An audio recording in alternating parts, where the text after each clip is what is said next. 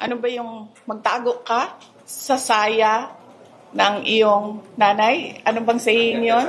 Oo, magtago ka sa saya ng iyong nanay. Hindi. You stand on your own and face China with regard to your issues in the West Philippine Sea.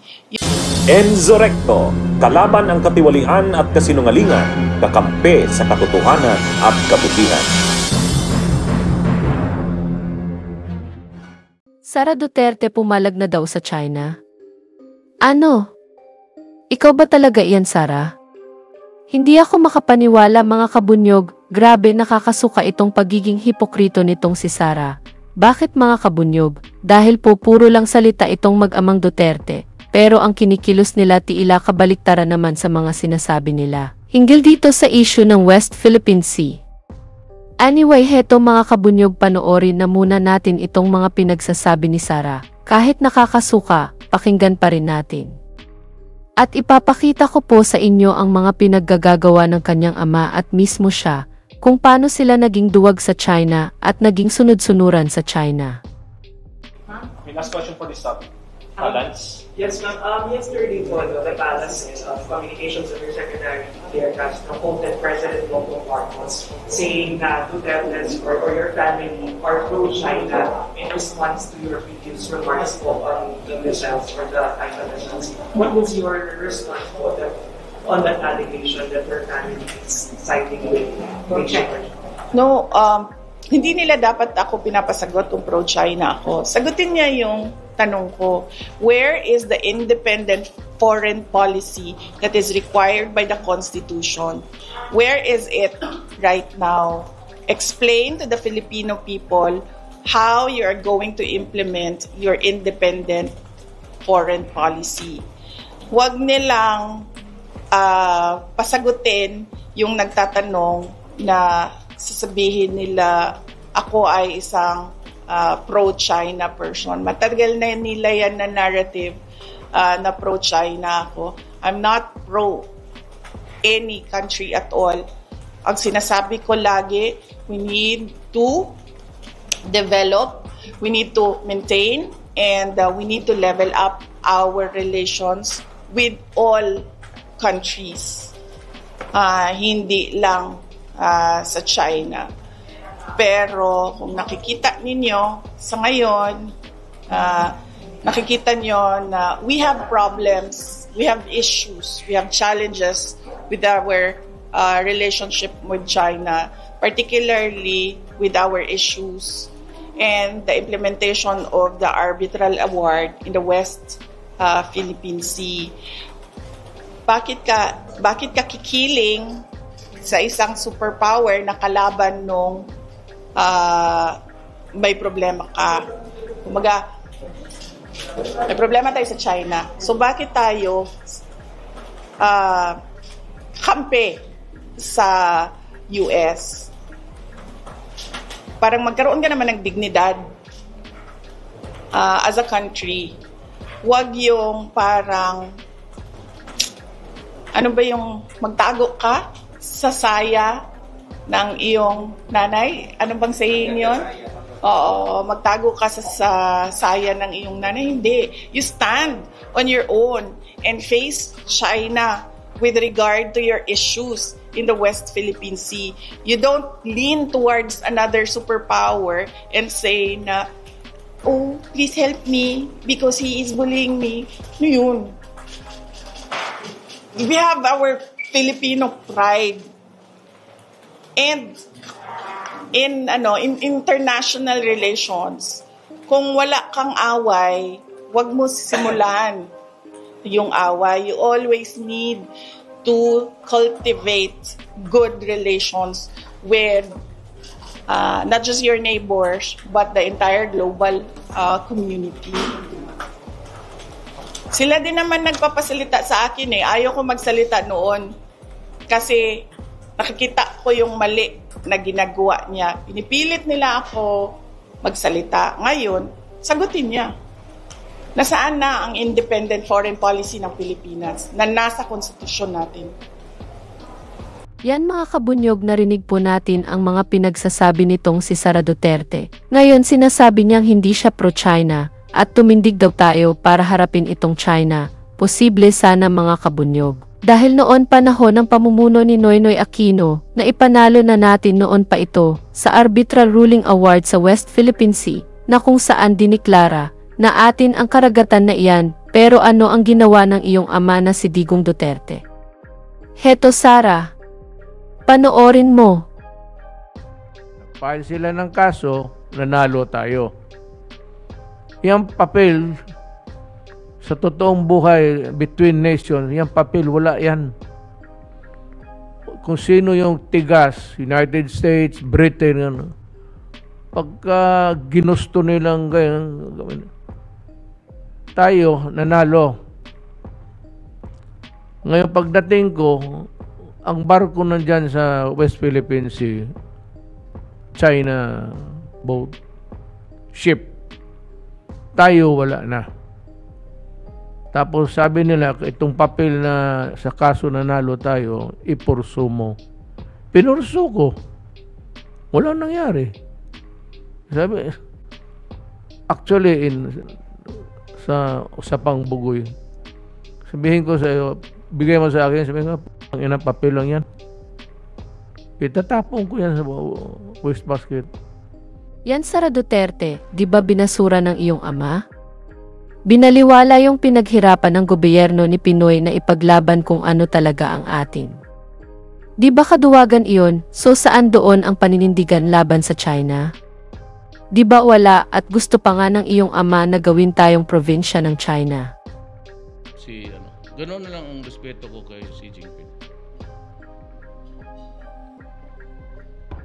Matakot ko. Sabi nila, they will not build, they assured us, they will not build anything there sa Scarborough. Maniwala kayo kasi yan ang commitment sa akin ng China. And galing kay si Xi Jinping mismo nagsabi. And he's a man of honor. Kaya nga sabi ko, why are you so sparing? Gusto ninyo, gawain na lang ninyo kaming province, Fujian, pati Philippine province of China. Di wala tayong problema. Libre na lahat. At kung matatandaan mo Sara, kahit ikaw noon, sa panahon na binobomba ng tubig ang ating mga Coast Guard sa West Philippines Sea ng mga taga-China, wala ka pa rin komento hinggil sa ginawa ng mga tinatawag ninyong kaibigan.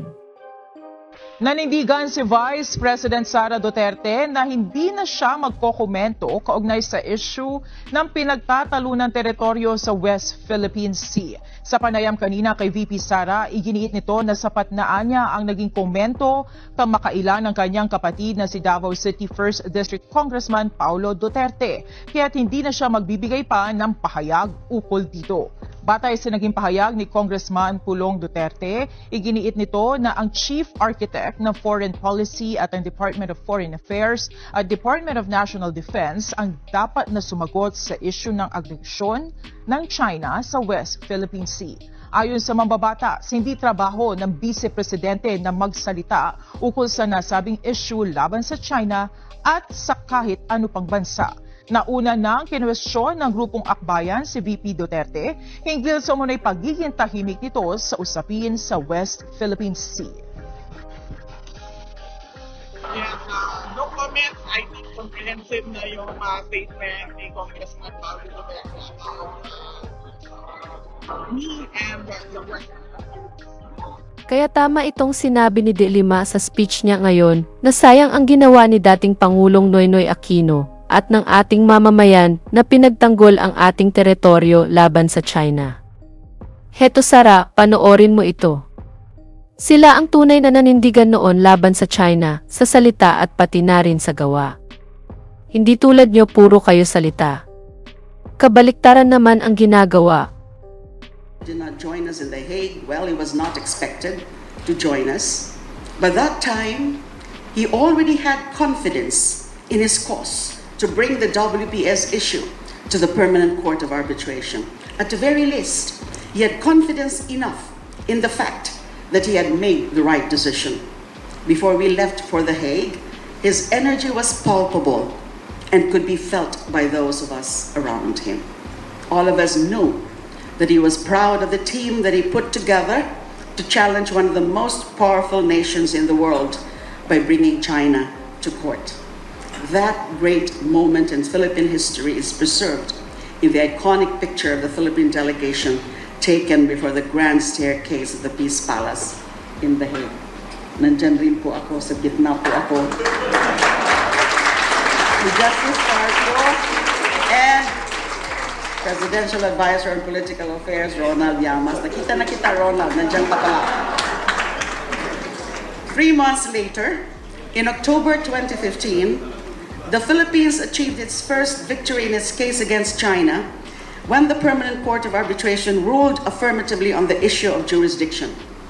What followed after was the major battle of arguing that China's 9-dash line claim has no basis in international law and the UNCLOS. China, therefore, is not entitled to any portion of the Philippines' EEZ in the WPS. On July 12, 2016, a very triumphant day for us, the court ruled unanimously in favor of the Philippines, affirming the country's maritime entitlements under the UNCLOS and invalidated China's 9-dash line claim over the South China Sea. Ito Aba became one of the highlights of the ruling. The court declared that Ito Aba was a rock incapable of sustaining economic life for human community, our very argument in the memorial. As expected, the ruling was rejected by both China and Taiwan. We had successfully defended what is rightfully ours. As the President said, ang Pilipinas ay sa Pilipinas. Victory has many fathers, defeat is an orphan, as the saying goes. This was evident after we won the arbitration. Many were frequently mentioned in various forums and in the media for their roles and contributions to the initial victory. And yet, the significant actions of the very person who believed the Philippines was worth fighting for, who made the courageous decision to stand up to China, have not been so regularly mentioned. In fact, rarely mentioned. But humility has always been an Aquino trait. In his statement following the tribunal's decision, the President expressed his gratitude to all those who, and I quote, worked hard to defend our shared cause. He mentioned several names. Nandun din po yung pangalan ko. Today, I want to honor, recognize, and express our deepest gratitude to President Aquino for showing us that we can and must defend the Philippines. His honest and principled leadership, marked by a firm stand against corruption and a commitment to economic reform, earned the trust and respect of the international community. This credibility played a critical role as we sought the support of allied nations in asserting our rightful maritime claims. He also possessed the wisdom and clarity to navigate an immensely complex geopolitical landscape. And let us not forget his eloquence.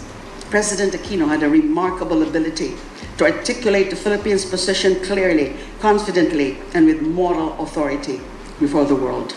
He was a collaborative leader, though engaging with him could often be a formidable experience. Alam ito ng mga colleagues ko sa cabinet, he asked incisive, challenging questions that compelled those around him to be thoughtful, prepared, and precise, especially when it comes to figures, to data. Don't face him if you're not prepared with your data. He listened carefully, made difficult decisions, and stood by them with conviction. He championed a rules-based approach anchored in international law and remained steadfast in pursuing peaceful and legal means to assert our sovereign rights. Most of all, he had the courage to stand up to a global superpower, one that is militarily and economically far stronger. President Aquino willingly shouldered the burden and the responsibility of whatever consequences such a stance might bring. It was deeply painful to witness much of what he fought for nearly undone. During the Duterte administration, we chose to set aside the arbitral ruling and implement a foreign policy that was in stark contrast to President Aquino's principled vision. But the Filipino people themselves have taken up the cause. No issue has galvanized Filipinos in recent decades more than the West Philippine Sea. When quite recently, a former congressman, now a newly elected senator, claimed that the WPS did not exist, he was swiftly rebuked by both experts and the broader public.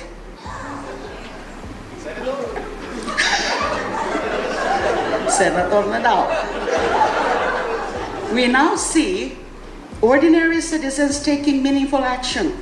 One brilliant example is the Atin Ito coalition that has brought civilian presence right to the heart of the WPS, asserting our sovereign rights and amplifying the Filipino voice on the global stage. Without question, President Noynoy was able to unify the nation behind this cause. His enduring message was simple, yet powerful. Love your country with all your might, just as his father, our hero Ninoy Aquino, once told him when he was only 13 years old. Rest easy now, Mr. President, my President. Itutuloy namin ang laban. That ends my presentation. Thank you for your attention. Bunyog! Halikan na kasama ka, Bunyog. Kapag buklod ay may pag-asa, Luzon, Visayas, Mindanao, isa ang pananaw. Sa bagong Pilipinas ang Bunyog isisigaw.